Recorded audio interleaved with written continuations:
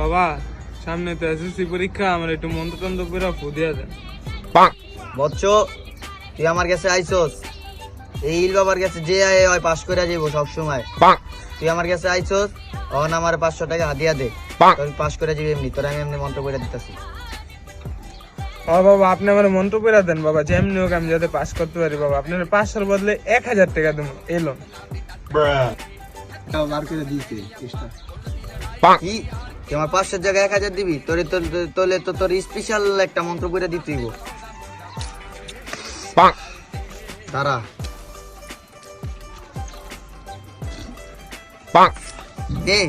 এই এসিসির ভিতরে মন্ত্র মন্ত্র কিছুই নাই, কাই পড়ালেখা করবি, পরীক্ষার পাস করবি, যা তুই পাস করবি।